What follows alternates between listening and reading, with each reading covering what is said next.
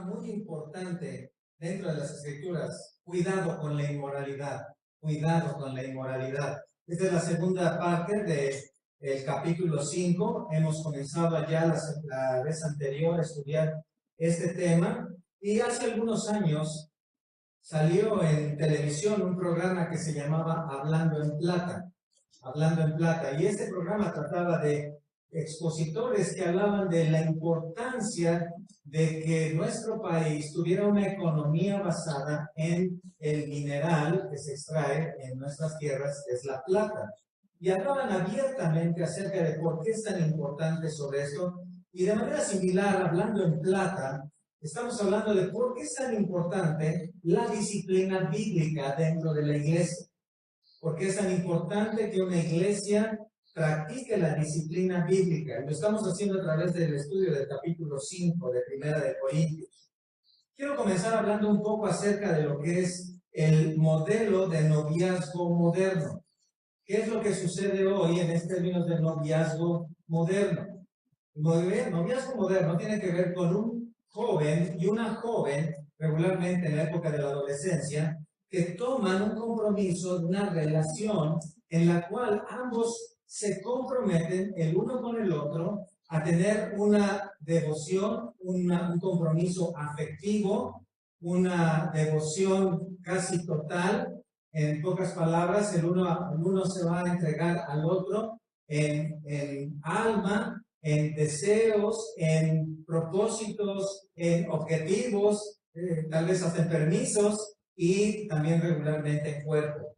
Lo que hoy se está practicando como el modelo noviazgo es una relación de compromiso, y debo decir que todo esto se da dentro de un contexto fuera del matrimonio, fuera del matrimonio. Según datos del INEGI, en México, a los 15 años, el 52% de las mujeres ha tenido una relación de pareja, 52% a los 15 años. A los 18 años, el 74.5% ya ha establecido esta clase de relación en algún momento con algún hombre. Este promedio, estas relaciones están ahí registradas con un promedio de entre año y medio cada una de las relaciones. Incluso menciona la estadística, los estudios, que solamente el 10% de las mujeres permanece sin relaciones hasta las edades adultas. Esto significa que si observamos el promedio de edad en la cual una mujer se casa en México, es alrededor, la mitad de ellas alrededor de los 23 años, es decir, la mayoría de las jóvenes a esa edad habrán tenido entre 5 y 8 relaciones antes del matrimonio. La mayoría ya habrán tenido toda esa cantidad de relaciones. El 38% de las mujeres, cuando llegan al matrimonio, han tenido relaciones sexuales ya. La mayoría de ellas usaron métodos anticonceptivos, pero el 40% tuvieron un embarazo. Por eso muchos jóvenes hoy tienen que asumir roles sin estar preparados para ello.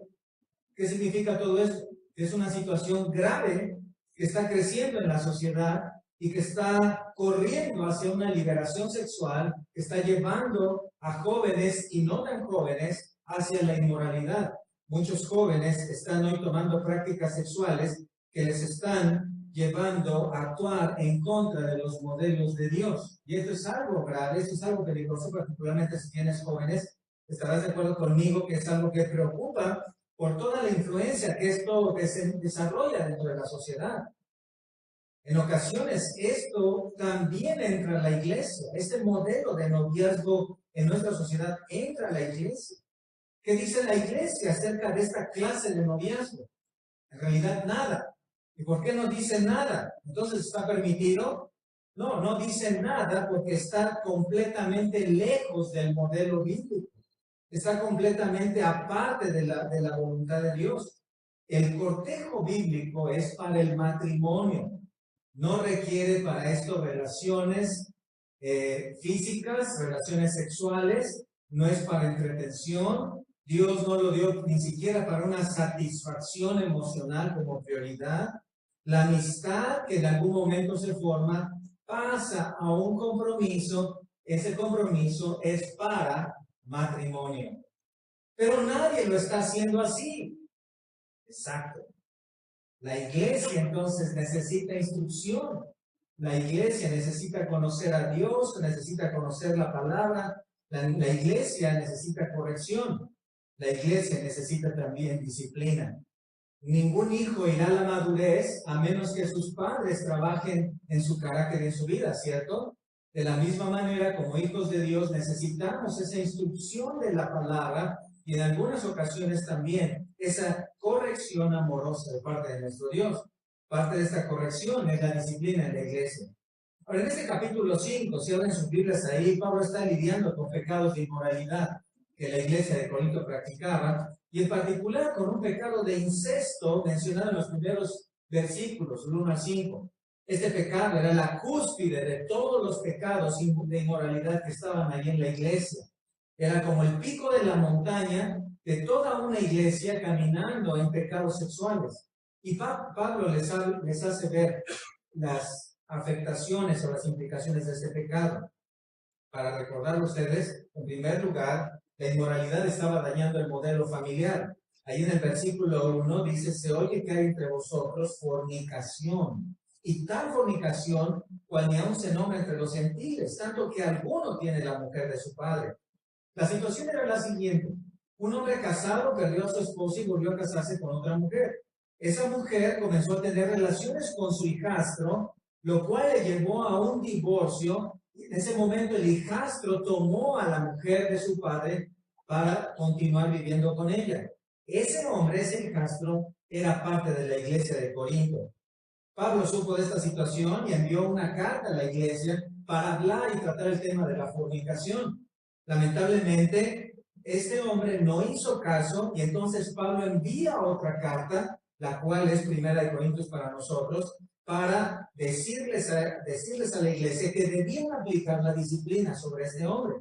La iglesia estaba permitiendo la distorsión de la familia, estaba abriendo la puerta a relaciones incorrectas, antibíblicas, y estaba en el peligro de perder la posición de preservadora del modelo bíblico que Dios ha puesto en su palabra.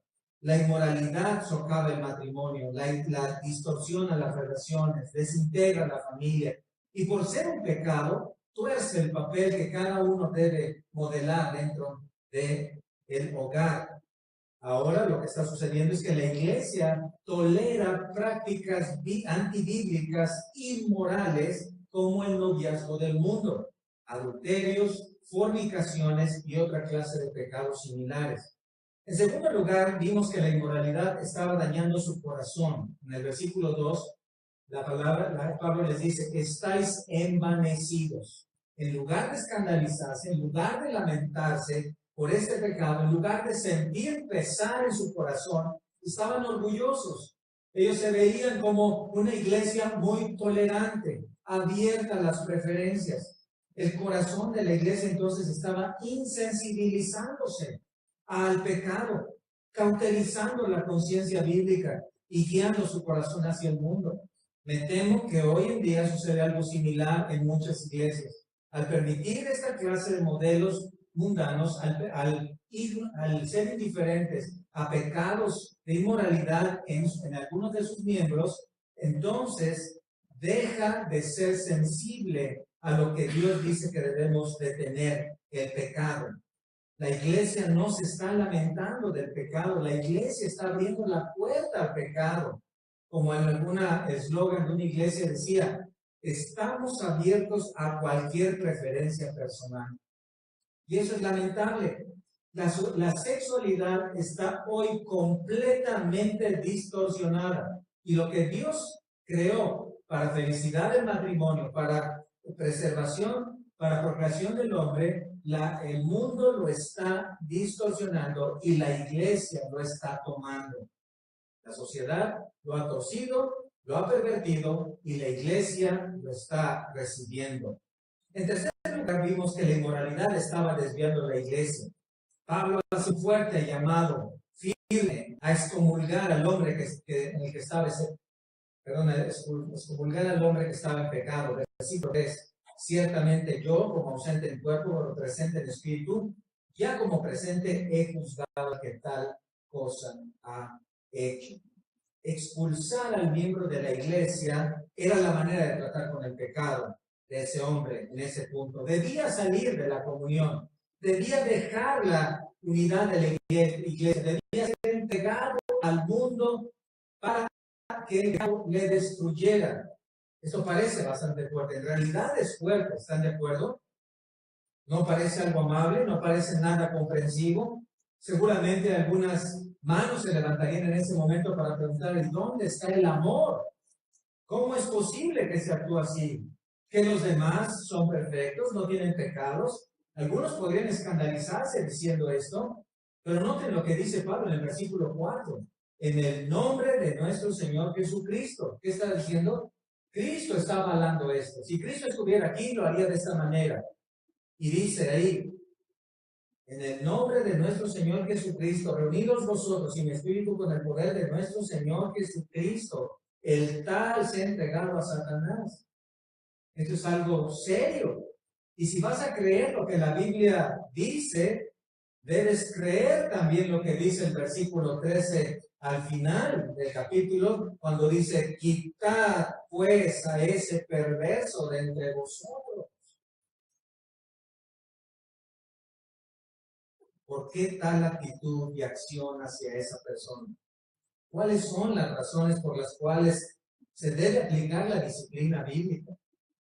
Ahora vamos a responder estas preguntas, lo vamos a hacer de los versículos 6 al 13. Vamos a ver aquí dos razones por las que la iglesia debe practicar la disciplina bíblica, particularmente en cuanto a pecados de inmoralidad. Y vamos a ver en esta sección, en primer lugar, que la inmoralidad, escucha, desvía el corazón de la iglesia, desvía a la persona, desvía a la iglesia, desvía hacia caminos equivocados. Debes recordar que la iglesia de Corinto recibió mucha enseñanza. ¿Recuerdas? Allá en los primeros dos capítulos se menciona no solamente a Pablo, 1 año y medio enseñando en la iglesia, se menciona a Apolos, un predicador elocuente. Se menciona también a Cefas, es decir, Pedro. Tuvo estos maestros enseñando, instruyendo, pero aún así debía ser corregida. La iglesia no es un museo de santos, en realidad es un hospital de enfermos, pero enfermos que reconocen su necesidad de salud. Siempre el pueblo de Dios ha necesitado corrección. El hecho de estar en la iglesia no significa que somos personas que hemos dejado completamente el pecado. En realidad podríamos decir que somos como esos autos que han sido golpeados por los años y que son llevados a los lugares de restauración, como aquellas pinturas o esculturas en las cuales se tienen que restaurar. Lo mismo sucede en nosotros. Nuestra condición ideal, gloriosa, la perdimos en el Edén y venimos a la iglesia por la gracia de Dios y la fe en Cristo para ser restaurados y regresados a la condición en la cual debemos estar. Los corintios no eran diferentes. Ellos debían ser corregidos.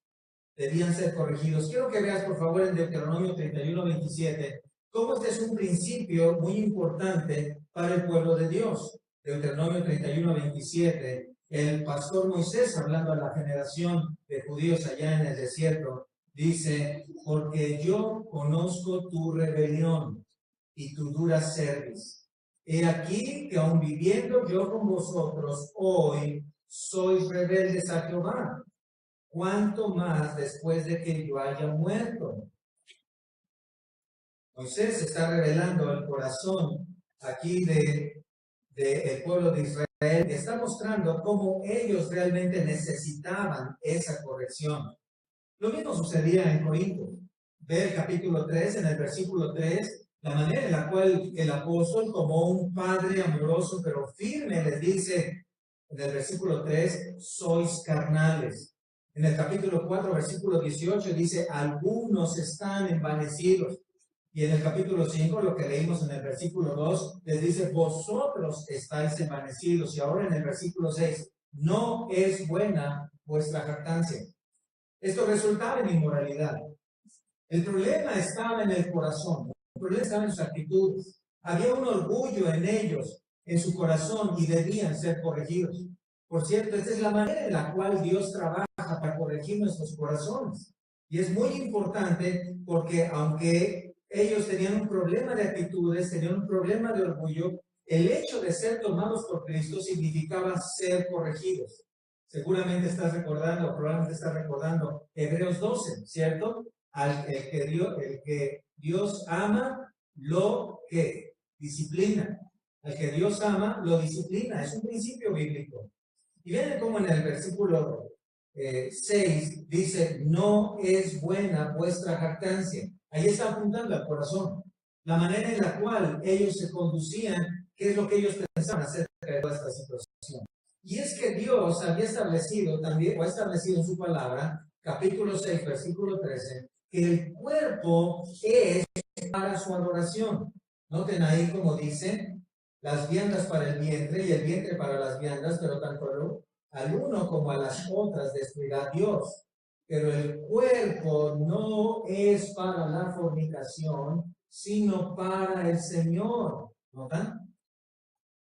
El cuerpo es la expresión más clara de un corazón transformado. La manera en que utilizas tu cuerpo revela mucho de lo que hay en tu corazón. El Señor lo dijo ayer en Marcos 7, 21, 23. Porque lo que sale lo que sale del hombre sale del corazón. Lo que hace el hombre sale del corazón.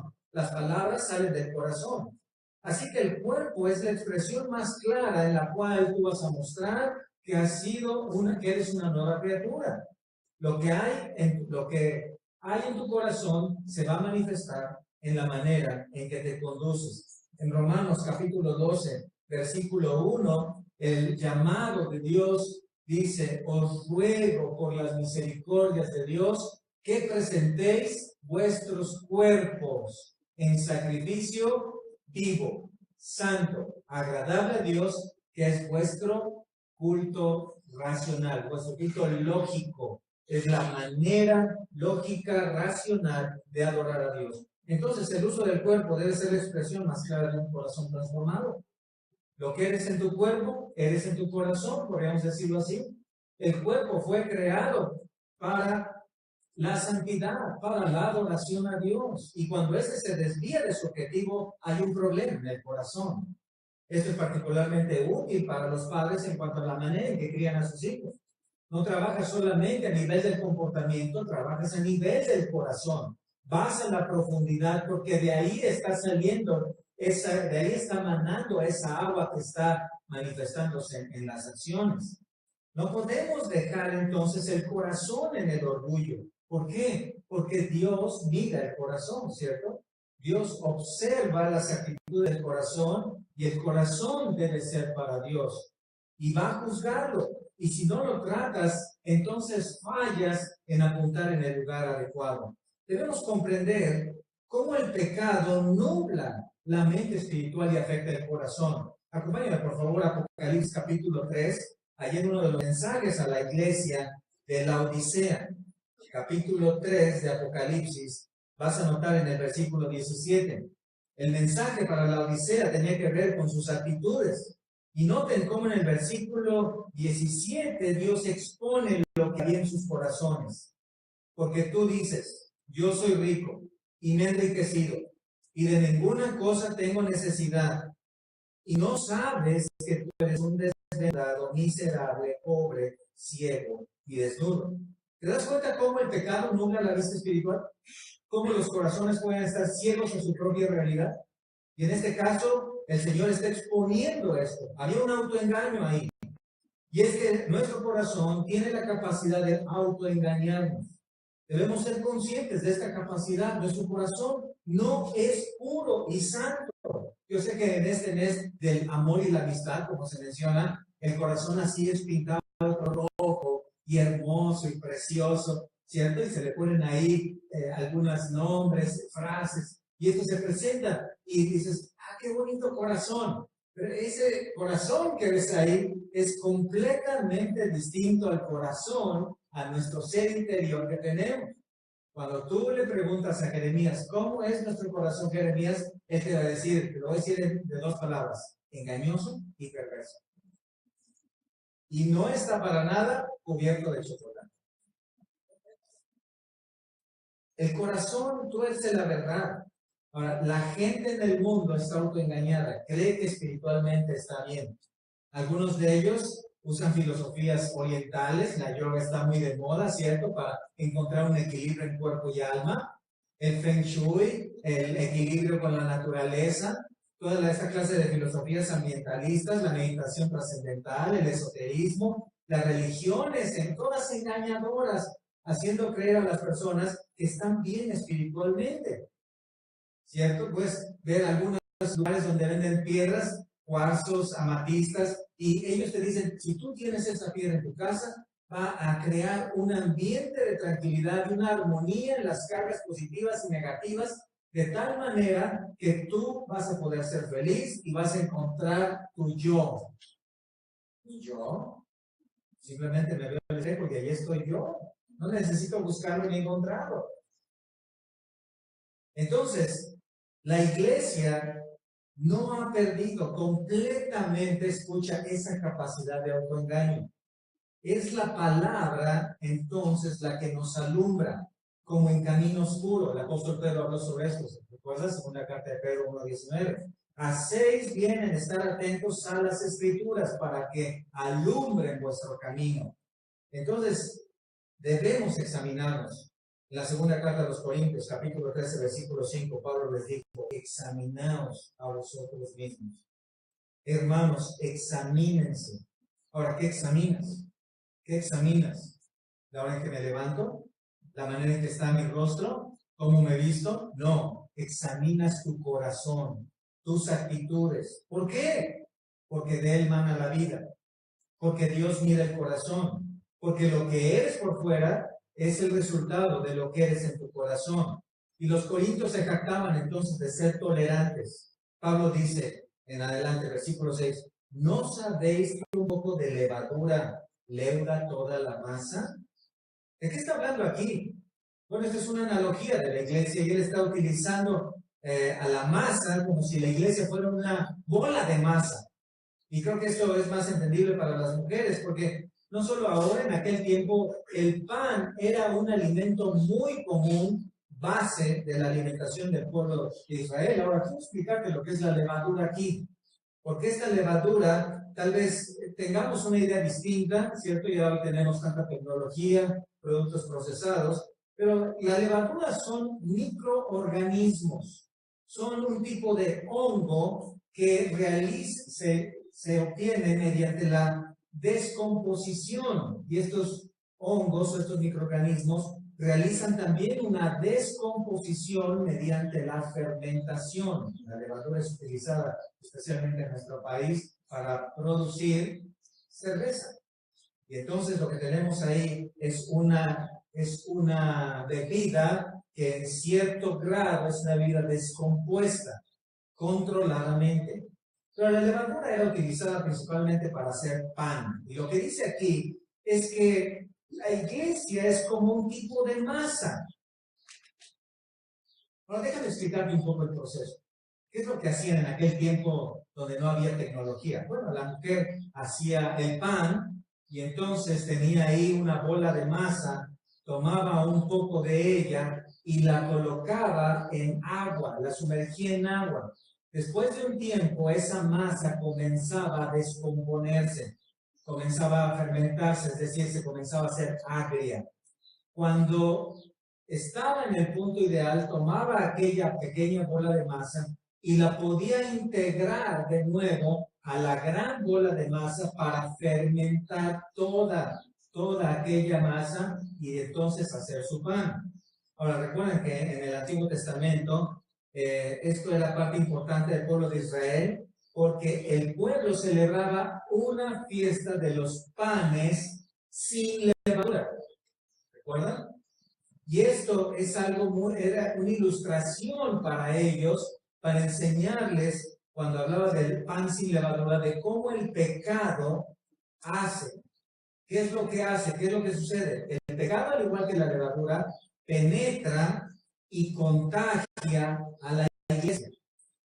Y entonces, la idea aquí es de penetración. Noten cómo en el versículo 6 dice, ¿no sabéis que un poco de levadura leuda toda la masa?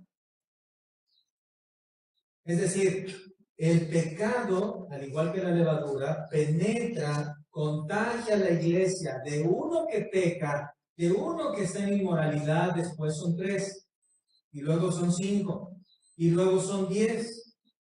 Recuerdo hace muchos años, en un lugar muy lejano, a un chico que cada vez que lo mandaban a comprar las cosas a la tienda, al mercado, algo así, siempre se pasaba a ir a las famosísimas chispas. ¿Recuerdan? Con el cambio de las tortillas. Y entonces pasaba por ahí, y entonces estaba ahí, y de repente otro día llegó su amigo. Y al tercer día ya no eran 2, ya eran 3. Y al cuarto día, después de una semana, ya se había hecho el torneo ahí. Y ya eran 5 y ya eran 10. Y por supuesto, todos jugando con el cambio de los mandados. Entonces, Dios está aquí llamando nuestra atención para decirnos, cuidado, ¿por qué? Porque uno que peca puede contagiar a toda la iglesia y entonces puede leudar toda la masa. ¿Qué dice Pablo entonces ahí? Limpiaos, versículo 7, limpiaos pues de la vieja levadura. Es decir, limpia tu vida de los pecados de la vida anterior, de la vida sin Cristo. Debes quitar toda actitud equivocada. Debes examinar tu corazón, evaluar tus actitudes y quitar todo aquello pecaminoso que traes arrastrando de allá. En pocas palabras, debes dejar en Egipto todo lo de Egipto, ¿cierto? Y eso es algo muy importante. Vean cómo en el versículo 7, él utiliza incluso esta imagen que hace recordar al Egipto de Israel, cuando dice, limpiaos pues de la vieja levadura para que seáis nueva masa, sin levadura como sois, porque nuestra Pascua, que es Cristo, ya fue sacrificada por nosotros. Vean eso. Porque nuestra Pascua, está diciendo, deja los patrones, deja las viejas actitudes, deja tu estilo de vida atrás. ¿Por qué? Porque nuestra Pascua. Es decir, la razón por la cual tienes que dejar el pecado siempre es porque Cristo ya fue a la cruz y pagó por tus pecados. Esa es la razón. La motivación para que un cristiano deje el pecado siempre mira a la cruz, siempre voltea al Gólgota, siempre mira a aquel que dio su vida en la cruz por los pecados. En otras palabras, eres capaz de dejar la vieja levadura. Eres capaz de dejar los vicios, de dejar todo aquello que has arrastrado por años, que has traído hasta tu nueva vida en Cristo. Noten cómo lo dice el apóstol Pedro en la primera carta de Pedro en el capítulo 4, versículo 3. Primera de Pedro 4, 3. Y véanlo, lo dice, baste ya el tiempo pasado para haber hecho lo que agrada a los gentiles, andando en lascivias, concupiscencias, embriagueces, orgías, disipación y abominables idolatrías. ¿Qué está diciendo? ¿Qué está diciendo? Te fuiste de fiesta varios años, le diste vuelo a la hilacha, párale ya. Párale ya. Deja eso, ya no es para la clase de persona que eres. Deja esas clases de actitudes, deja los pecados, deja eso. Eso ya se quedó en el pasado. Eso ya debes dejarlo como parte de tu vida. Ya ni hables, ni hagas, ni recuerdes eso. ¿Por qué?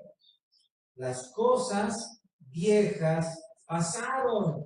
He aquí que eres nueva criatura. Todas son nuevas.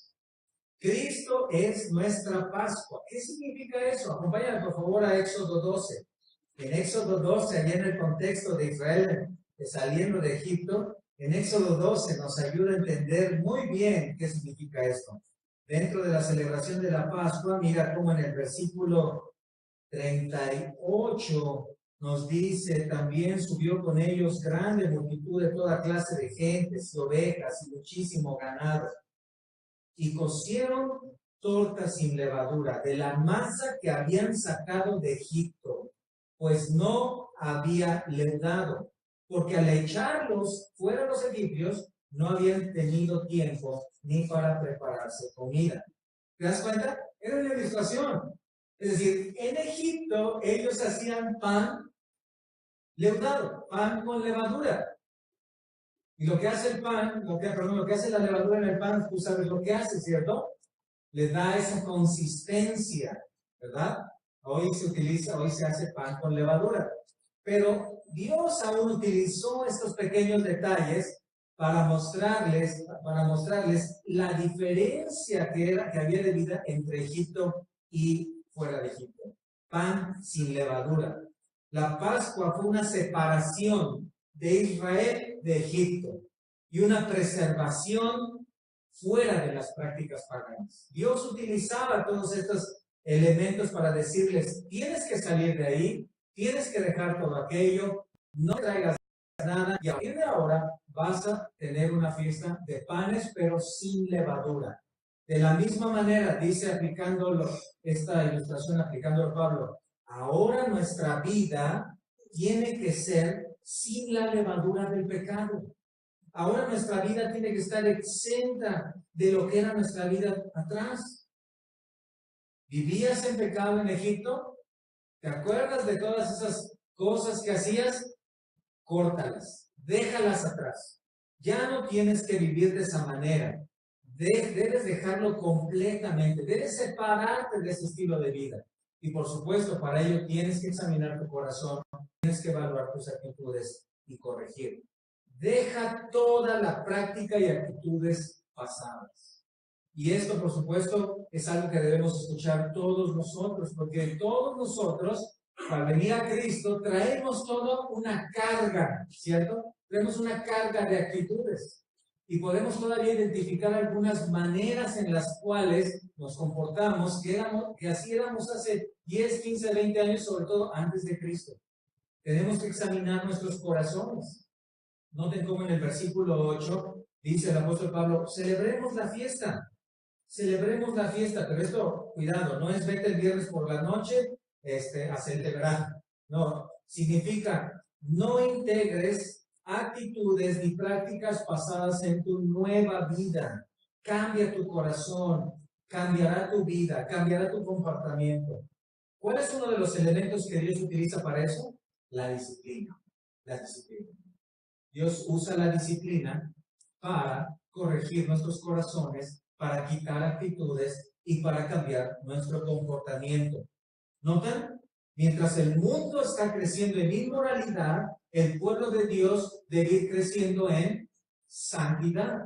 Mientras el mundo se está dirigiendo hacia el pecado, en la iglesia se está alejando del pecado. Es decir, debemos separarnos en cuanto a deseos, en cuanto a propósitos, en cuanto a prácticas. Y si permites que el pecado esté en la iglesia, toda la iglesia se va a impregnar, toda la iglesia se va a leudar, y entonces la iglesia va a perder el propósito por el cual fue diseñada por Dios. En otras palabras, debes mantener la impureza de la iglesia. Debes mantener la santidad de la iglesia. Es peligroso dejar que el pecado se infiltre en la iglesia. Algunos lo dejan. Y es que tal vez tienen miedo. ¿Y cómo es que aplicar disciplina? Entonces tal vez, bueno, te lo digo, Pedro, para que se lo digas a Juan y Juan se lo diga a Lucas y le llegue a Marcos. Y de alguna manera se enteren. Pero esto no es lo que enseña la palabra. Es cierto, es difícil, es complicado. Algunas veces se aplican ideas del mundo, ¿cierto?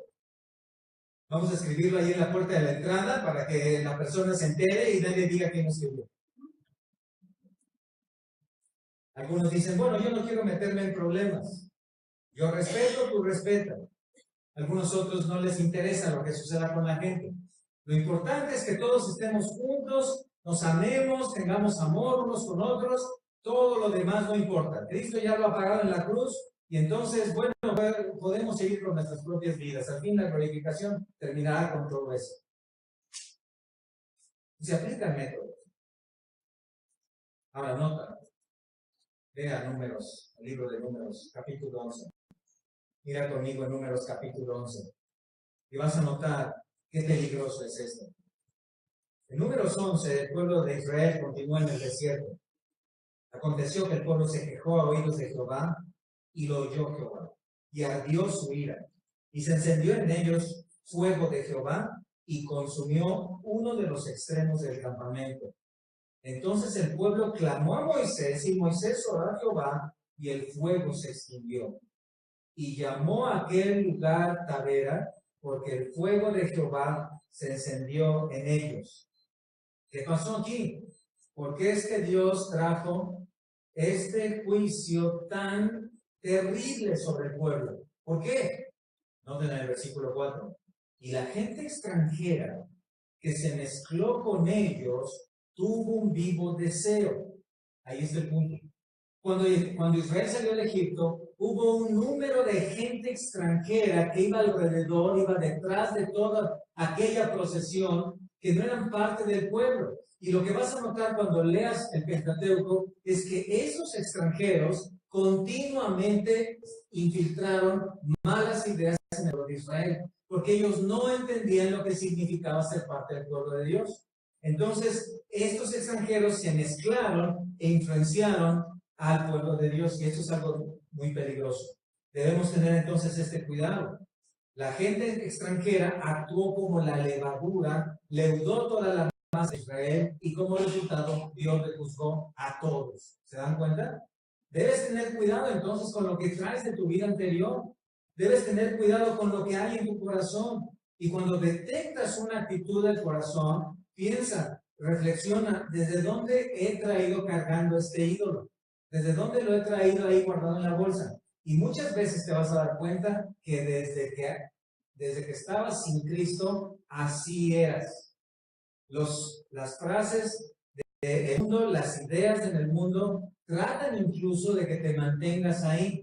Árbol torcido dice que jamás se endereza. Así he sido, así soy y así seré. Y así me moriré, dice también. Pero no, el cristiano no es así. El cristiano debe corregir, debe cambiar. La disciplina dentro de la iglesia llama al pecador a la corrección.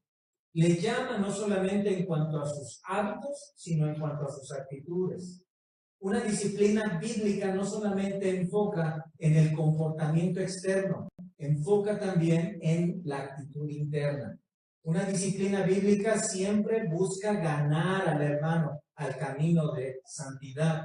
No solamente busca que él corrija su pecado en lo exterior, no solamente se trata de que los demás ya no vean el pecado, sino particularmente que en su corazón abrace la santidad de tal manera que aquel deseo pecaminoso y aquella actitud desaparezca. Es la razón por la cual en Efesios 4:31 dice el Señor: quítense de vosotros, ¿qué?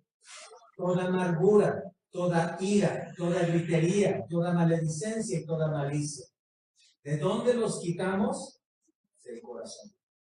Debes tener cuidado entonces. La inmoralidad desvía el corazón de la iglesia, y debemos estar atentos como iglesia para que entonces tratemos con estos casos bíblicamente. Ya hemos visto entonces, en primer lugar, esto, y quiero llevarte a nuestro segundo punto. La inmoralidad también desvía el discernimiento de la iglesia. Esta no era la primera vez que se trataba. Este era también era un caso muy difícil, pero quiero recordarte que en el versículo 9, si observas, dice el apóstol Pablo: os he escrito por carta. ¿Cuál carta? Es una carta que no tenemos aquí.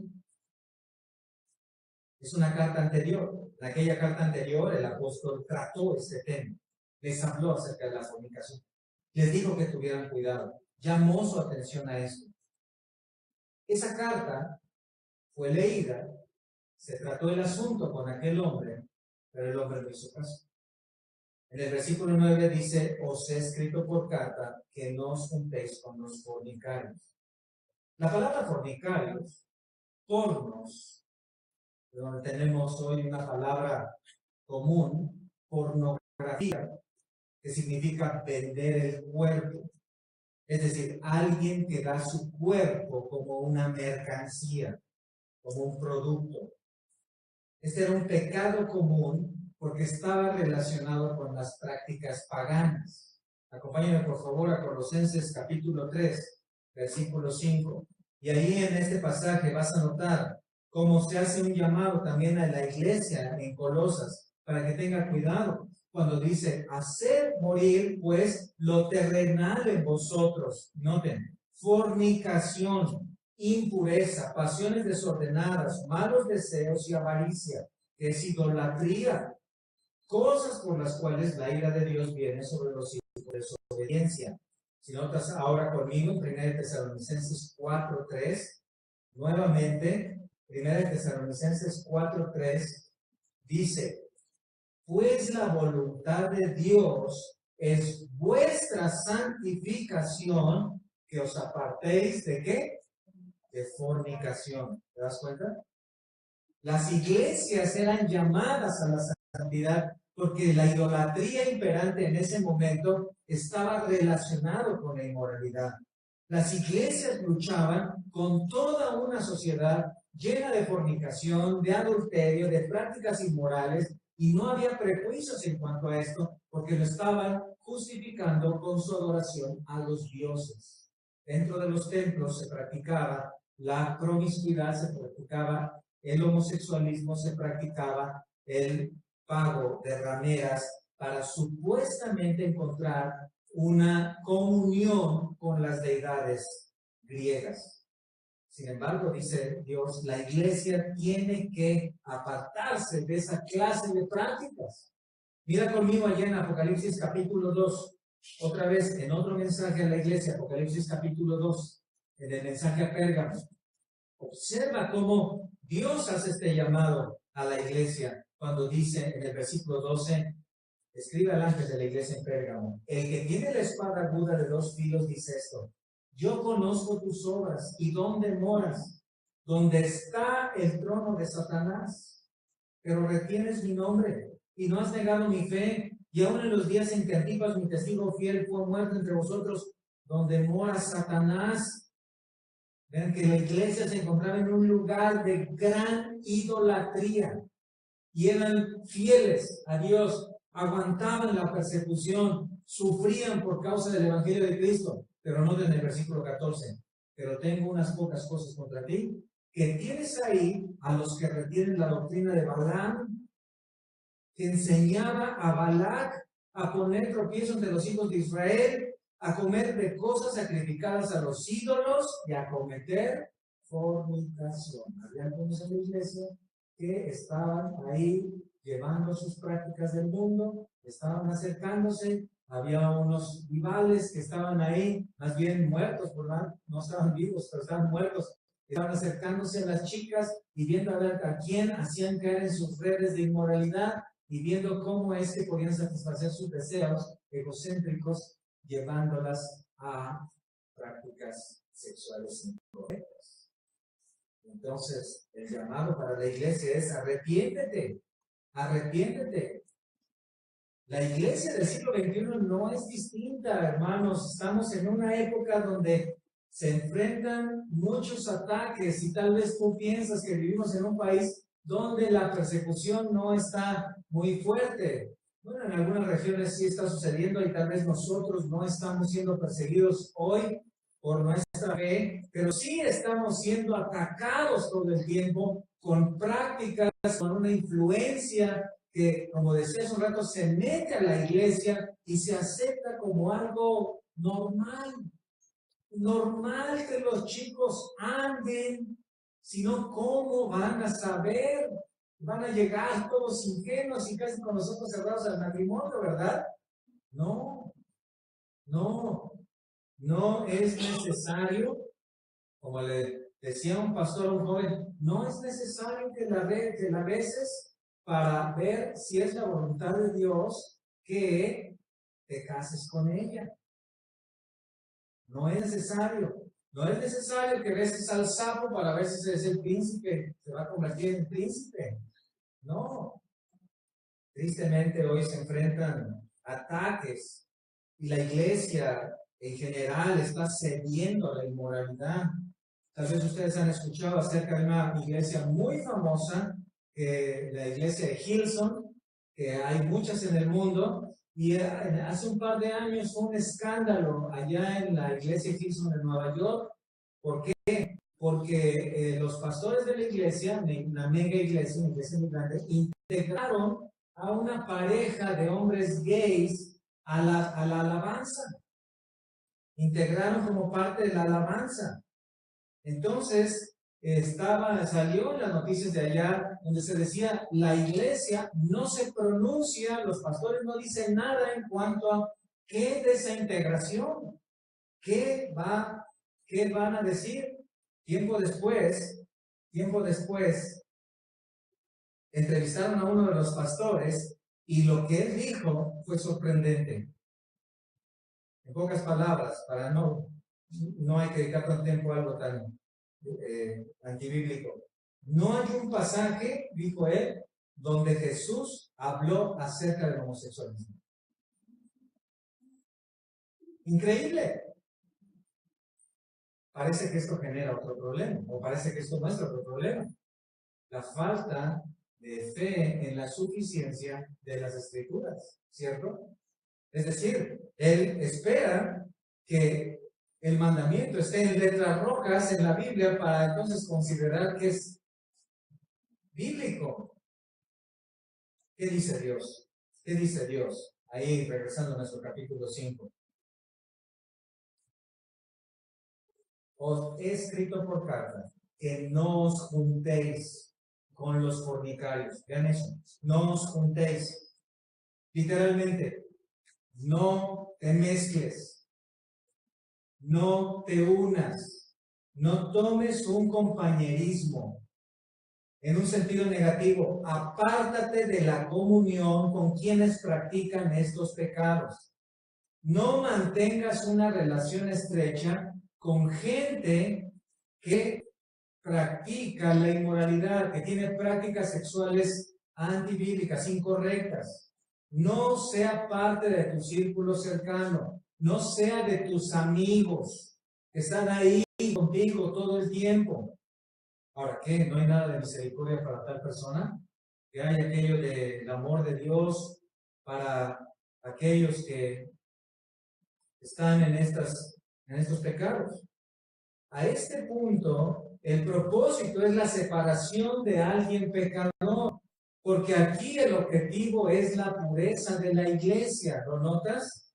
Ahora, ¿qué hace si hay alguien fornicario o fornicaria dentro de la iglesia? ¿Qué hace si hay alguien homosexual? Alguien está ahí cometiendo adulterio, te llegó la noticia, ¿qué haces ahí? Si hay alguien que está como yendo de flor en flor, ¿qué haces? ¿Cómo actúas ante esa promiscuidad? Bueno, hay algunos principios. Mateo 18:15. Si alguno peca, ¿qué? Ve y repréndele. ¿Te das cuenta? Hay una confrontación directa. Hay un hablar directamente. No tiene que ver con, bueno, lo voy a publicar ahí en el periódico a ver si compra el mismo periódico y se da cuenta. No. O no hay de que, bueno, se lo digo allá para ver si llega noticia de este lado. No, tiene que ver con una confrontación directa. Es decir, tomas tu Biblia, la grande, la de metal, y vas a dar bibliazos. No, Gálatas 6:1. Si alguno es sorprendido en alguna falta, vosotros que sois espirituales, ¿qué? Restauradle. Vosotros que sois espirituales, ¿qué? ¿Criticarlo? No, restauradle. El principio aquí es que disiernes el pecado y tratas el pecado con una actitud prudente, humilde, de que tal vez tú también podrías caer en ese pecado. Aquí puede ser el pastor, puede ser algún hermano, tal vez te enteras de la situación, ¿y qué haces? No oigo, soy de palo, ¿no? No haces eso. Dios providencialmente te ha dejado ver el pecado de tu hermano, de tu hermana, para que tú, con humildad, con la palabra de Dios, con un amor hacia el hermano, vayas y hables con la persona. orando, recomendándote a Dios, haces tu testamento por cualquier cosa y vas y hablas con la persona, ¿cierto? Debo decirte que hay cierto riesgo de muerte en toda obra del Señor, entonces, mayormente en esto. Entonces, recuerda aquí una cosa importante. En Corinto ya se había tratado el asunto. Hubo una oportunidad inicial para corregir, pero este hombre la desechó. Es decir, existe un acercamiento inicial con las personas para tratar sus pecados. No tiene que ser en bola, no tiene que ser con chisme, directamente. Hermano, hermana, hay esta situación, hay este asunto. Mira, la palabra de Dios dice esto: debes arrepentirte, debes cortar con esa relación, debes dejar a un lado eso. Ya saben, el punto es, hay un propósito de matrimonio, un compromiso serio, claro, sí, muy bien. ¿Cuándo? No, entonces no puede haber esa clase de relación. Por supuesto, cuando hay una relación sexual, cuando hay pecado, ninguna clase de fuera del matrimonio, ninguna clase de relación es justificable. Entonces se habló con este hombre, por lo menos, se habló con él, no se arrepintió, no hizo caso. Entonces, qué dice Dios ahí? No os juntéis con los fornicarios. Esto tiene que ver con la disciplina, tiene que ver con segundo, tercero y cuarto paso de Mateo 18. Dilo a la iglesia. Dilo a la iglesia.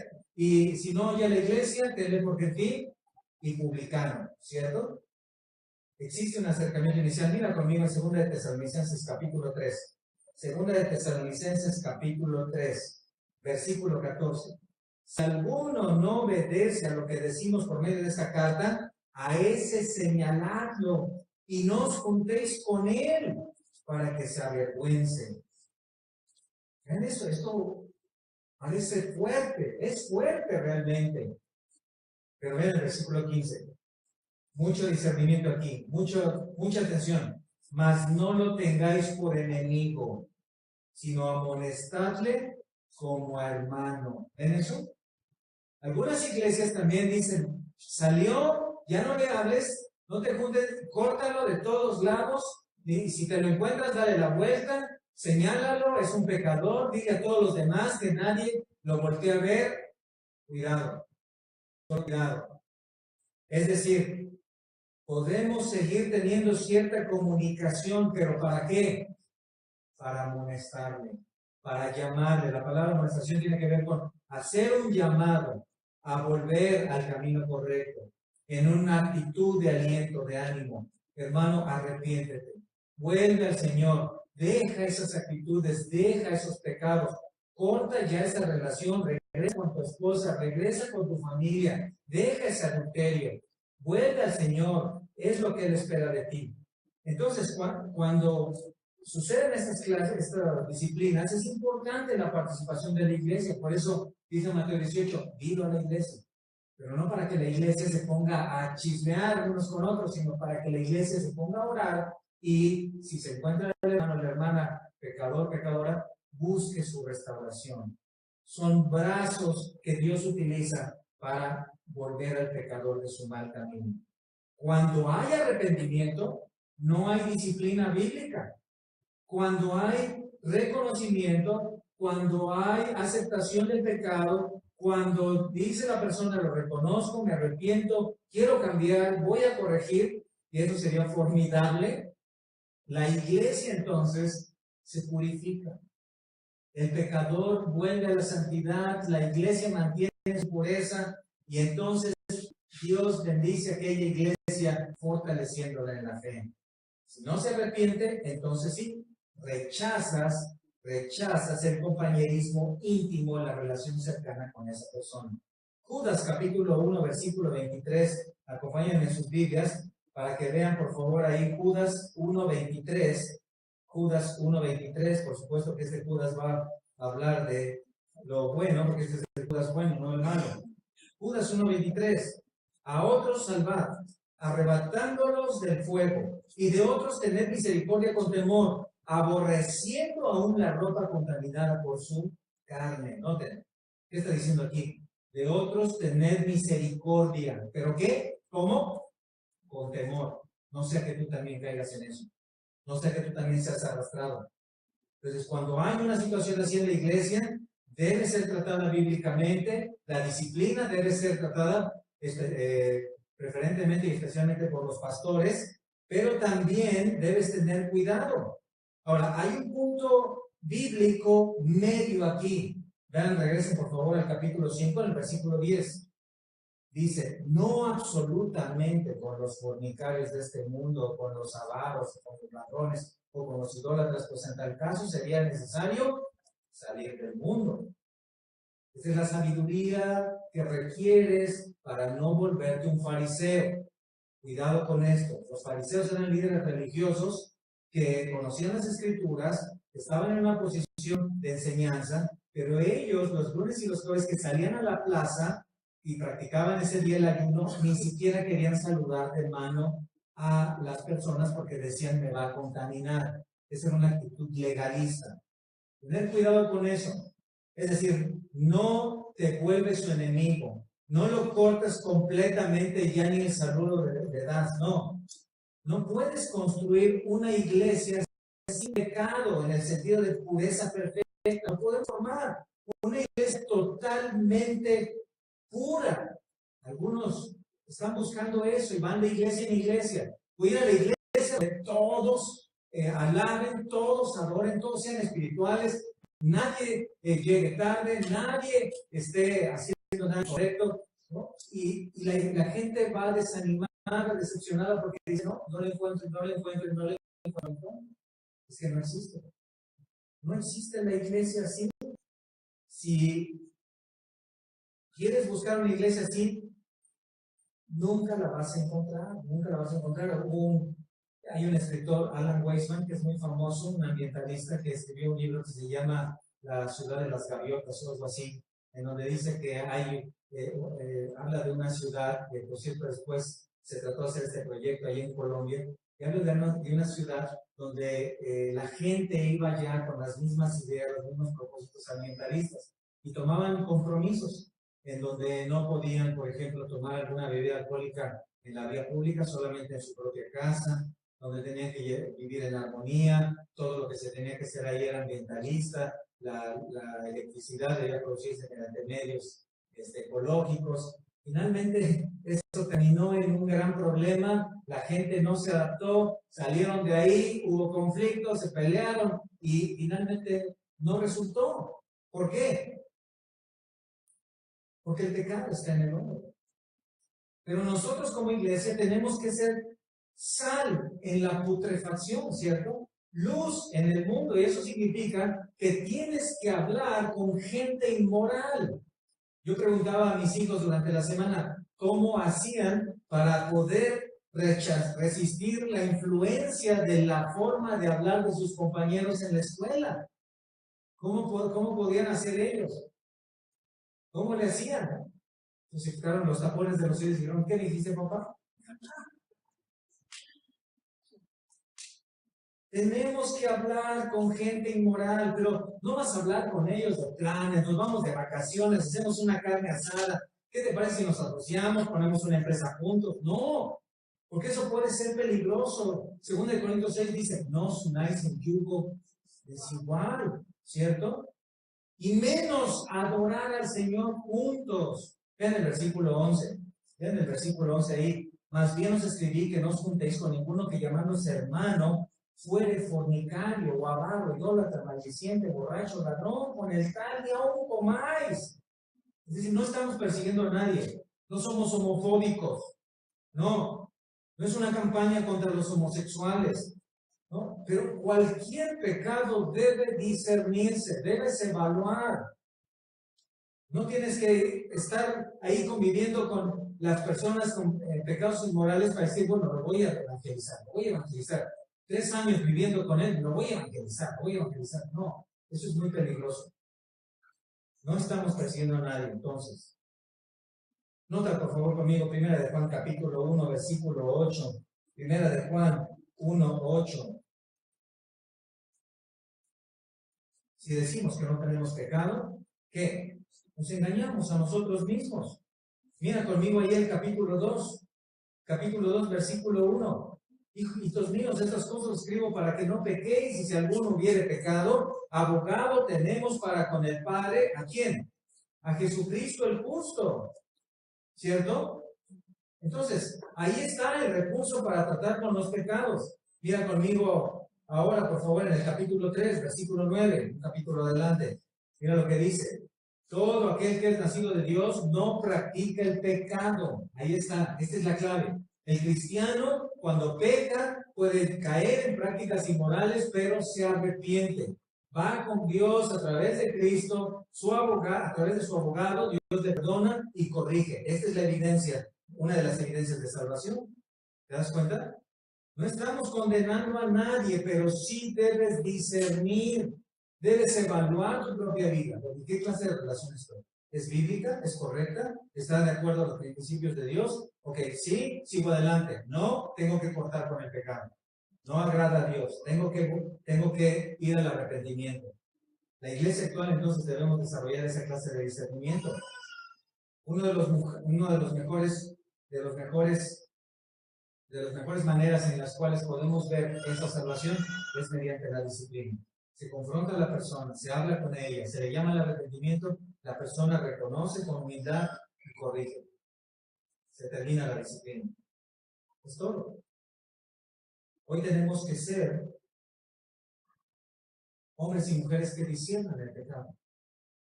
Tenemos que ser hombres y mujeres que disciernan el pecado. Es un cáncer, ¿cierto? Finalmente, en los versículos 12 y 13, ¿a quién aplicamos esto? ¿En quién nos ocupamos? ¿Para quiénes es? Versículos 2 y 13. Dice, ¿qué razón tendría yo para juzgar a los que están fuera? ¿No juzgáis vosotros a los que están dentro? Porque a los que están fuera, ¿qué? Dios les juzgará. ¿Aplicamos disciplina a los de afuera? No, Dios les juzgará. Pero sí somos llamados a disciplinar a los nuestros. Sí somos llamados a aplicar disciplina entre nosotros. Sí somos llamados a establecer reglas para nosotros, las reglas bíblicas.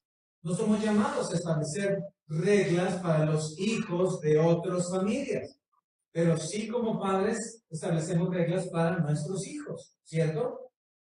Entonces, es muy importante. No somos llamados a disciplinar a la gente del mundo. ¿Por qué? Por su naturaleza. Imagínate esto, tomas un caballo. Quieres educar a tu caballo. Entonces le dices, a partir de este día ya no vas a comer allá en la caballeriza, vas a comer en la mesa. Y lo sientas a la mesa y le pones unos cubiertos ahí. ¿Va a poder comer el caballo? No, ¿por qué? Porque su naturaleza no se lo permite. Así sucede en cuanto a la disciplina. La disciplina bíblica es para los hijos de Dios, para aquellos que han sido salvados por la fe en Cristo. ¿Y qué hay con los de fuera? ¿Qué hay con los de fuera? Dice, esos Dios les juzgará. ¿Y qué si convivo con alguien de fuera que está en una práctica cristiana? Lo mismo que con cualquier otra persona, que le predicas el Evangelio. Le llamas al arrepentimiento por la fe en Cristo. Y cuando Cristo lo tome, cuando esa persona se arrepienta, entonces esa persona comenzará a discernir sus propios pecados.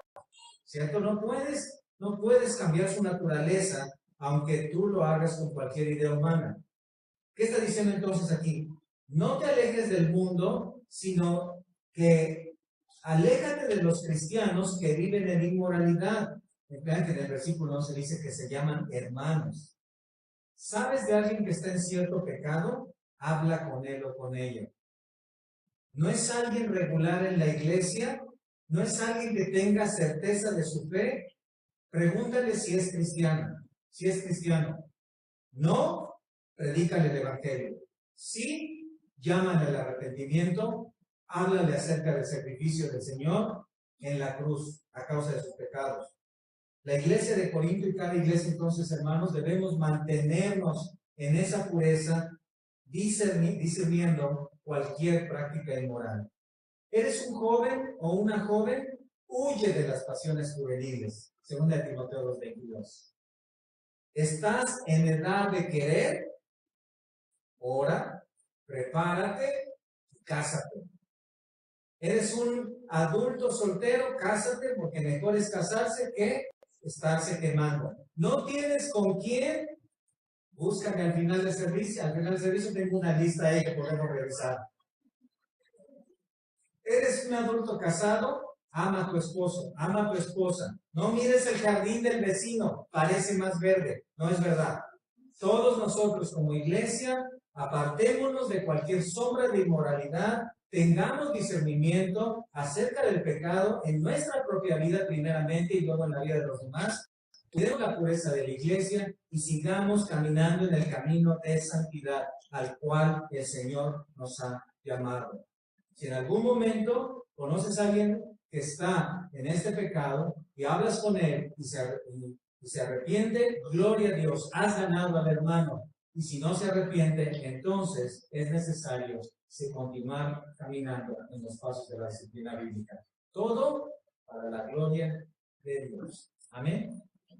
Padre, gracias por este tiempo que nos has dado en tu palabra y gracias por la bendición que podemos tener de estudiarla y de poder entender cómo la disciplina de tu iglesia es benéfica y cómo es que inclina nuestros corazones a la santidad y cómo es que guarda también a la iglesia en el discernimiento.